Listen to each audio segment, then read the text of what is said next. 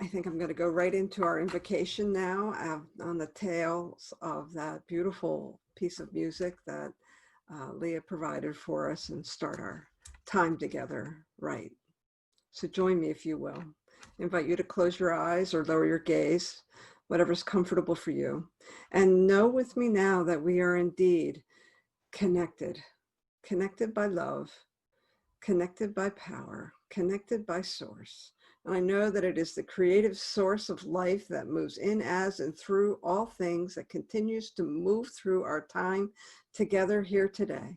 I know that we are indeed connected by love and guided by that same power as we move through our time together this morning. I know that all the words that are spoken with wisdom, with grace. I know that the rest of this broadcast moves forward with ease and with power. And I'm grateful for the time to be together, grateful for all the volunteers that have come forth to bring us this opportunity to be together yet again on a Sunday morning. I give great thanks for this, and it is with a surrendered heart that I simply let this go and let it be, and so it is.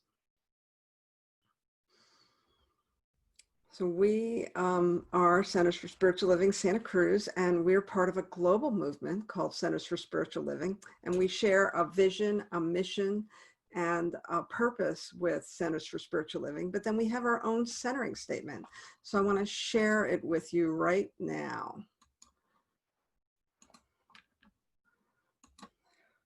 Our centering statement reads as follows. We are a spiritually progressive community that transforms lives in the world through a philosophy of possibility thinking and responding to life with love. So with that, I would like to bring to you once again, Leah and friends, with a beautiful piece of music, and then I'll be back to share with you my thoughts for this Sunday morning as we gather together once again.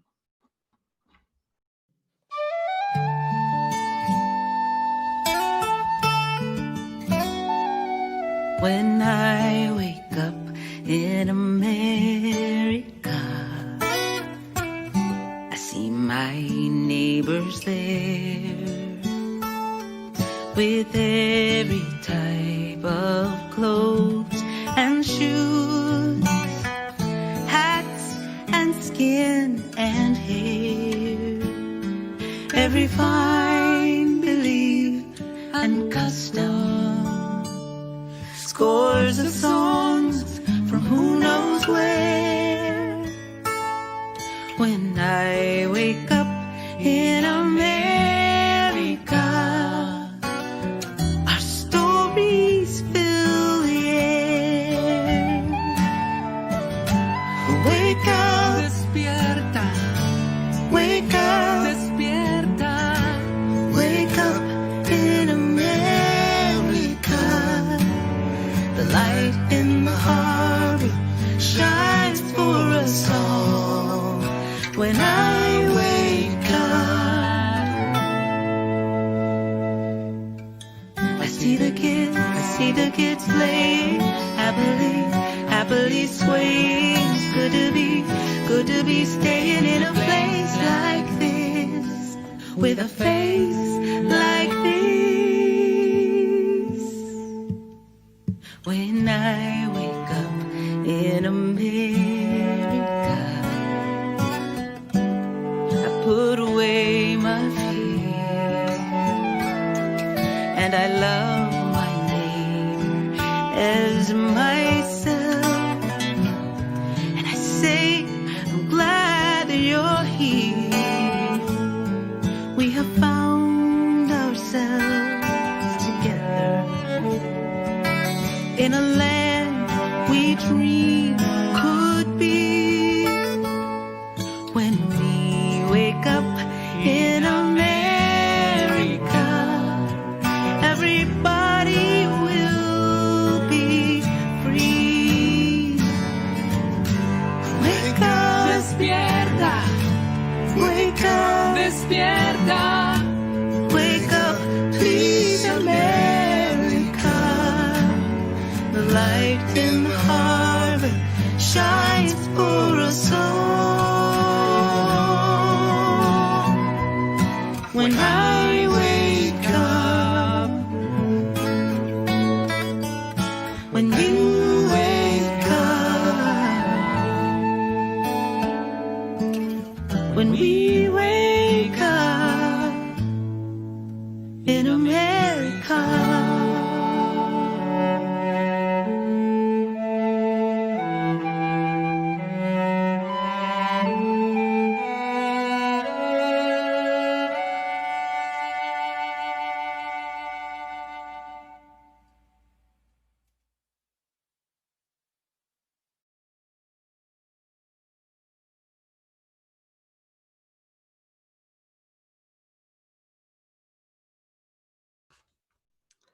Thank you, Leah and friends. That was beautiful.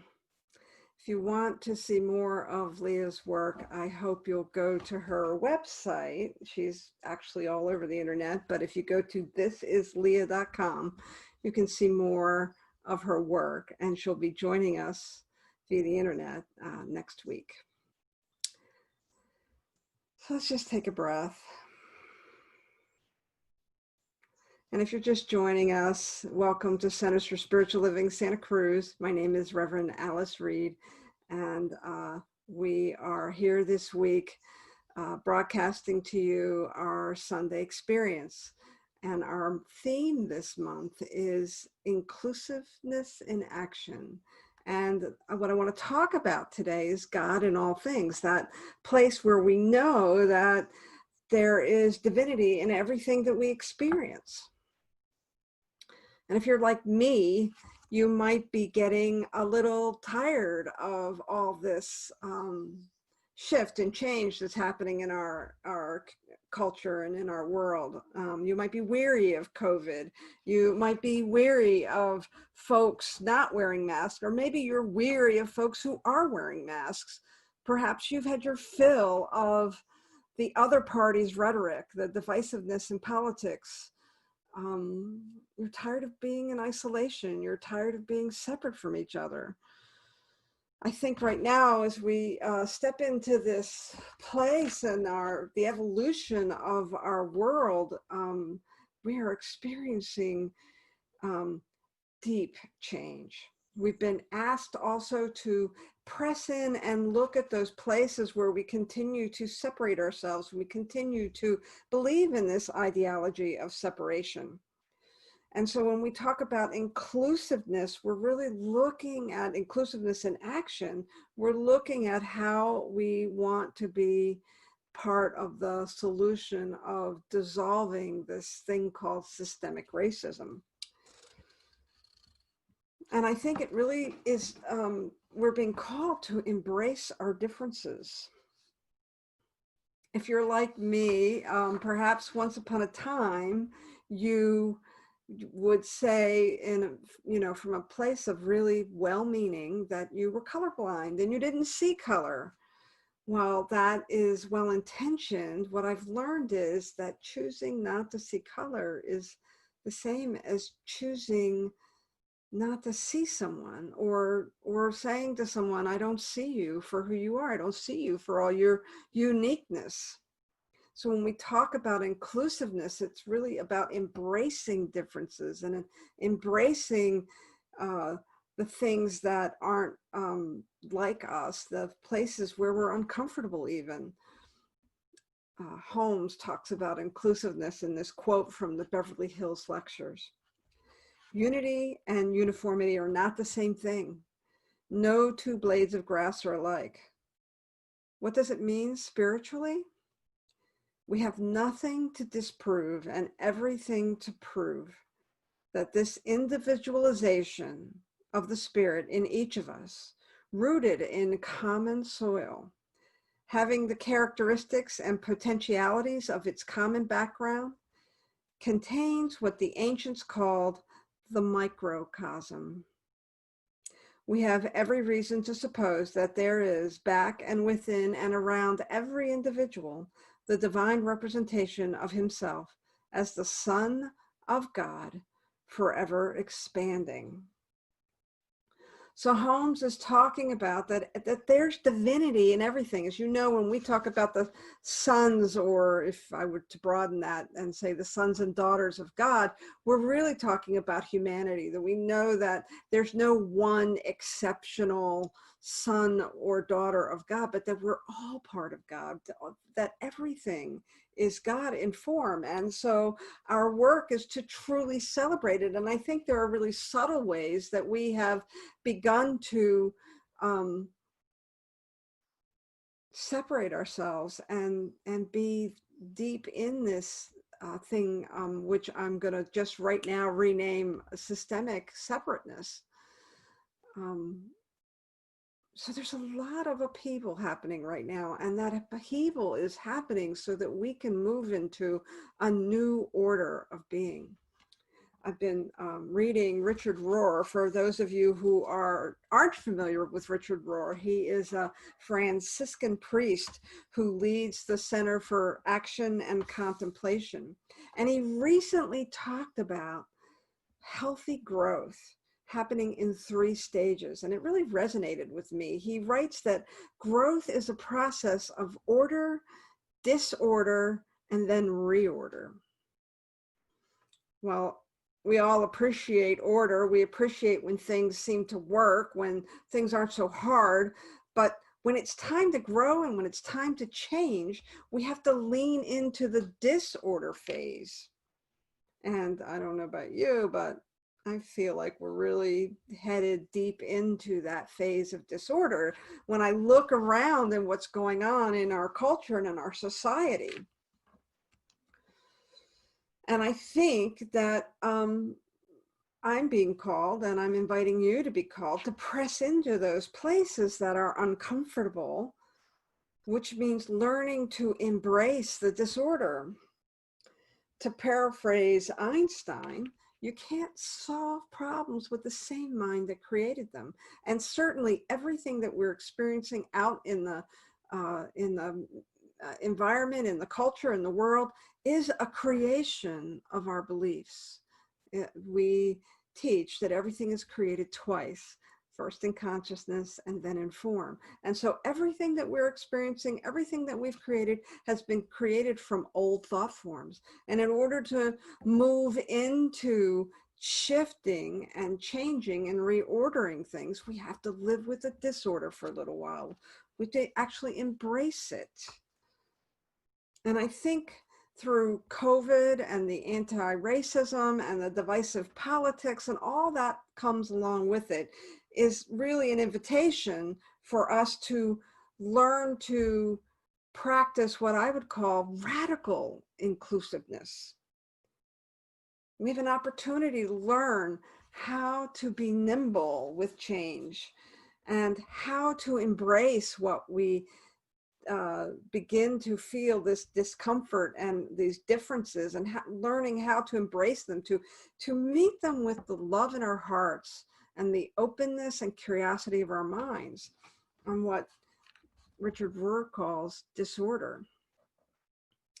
If we choose to, all that we can experience can help us to learn to be more accepting and more welcoming and more forgiving, and trusting that there's something else on the other side of this chaos, if you will. It's human nature for us to get used to and even attached to order and control and sameness.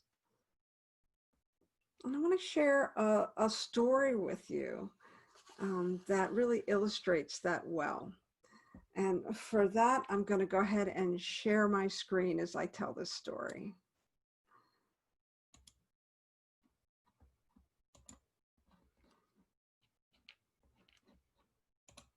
And here we go.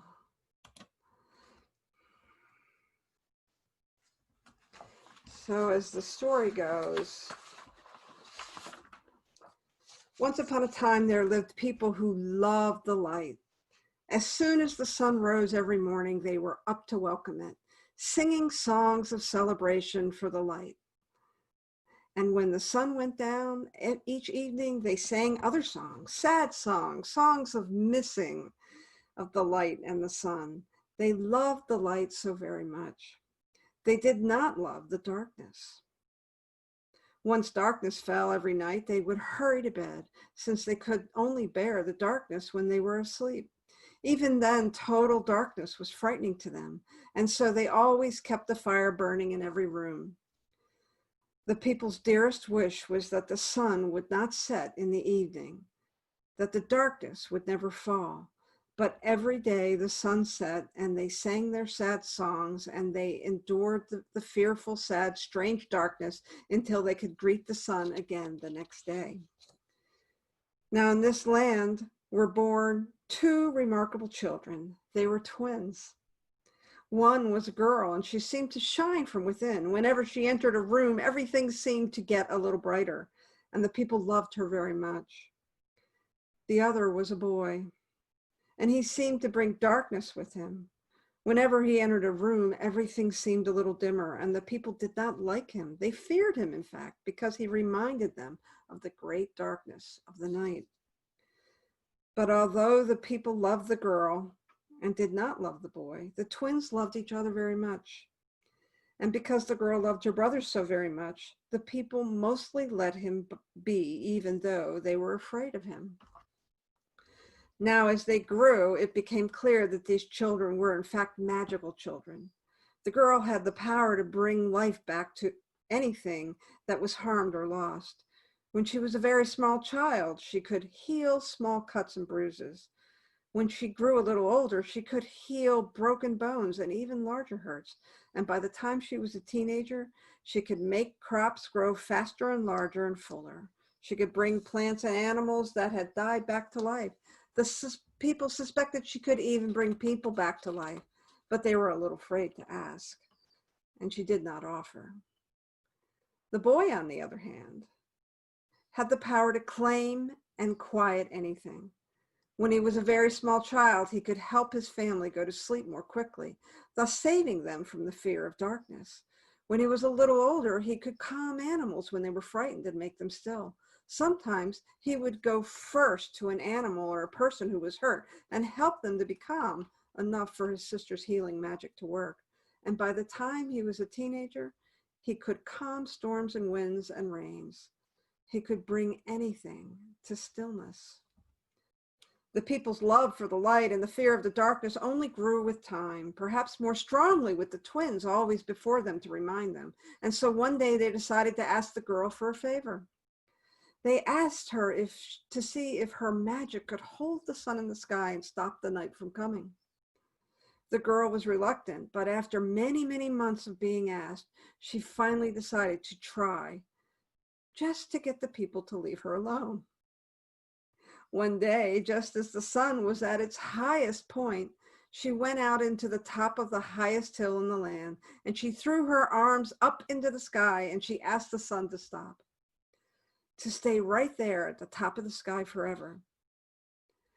She wasn't immediately sure that anything had happened. The sun usually moves so slowly. But before very long, it became clear that something had happened. The sun had stopped in the sky.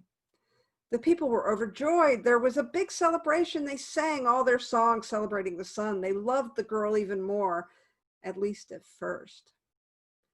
For the first week or so, everyone was happy and content. But soon they began to get tired. Although they had always slept with a fire to ward off the darkness, sleeping in the full light of the sun was another thing altogether. They tossed and turned and woke up constantly. Some of them remembered that the boy could help with sleep and asked for his aid, but his power of bringing sleep seemed to have disappeared along with the darkness. After about a month, the exhausted, frustrated people began to see that this constant sunlight was a problem.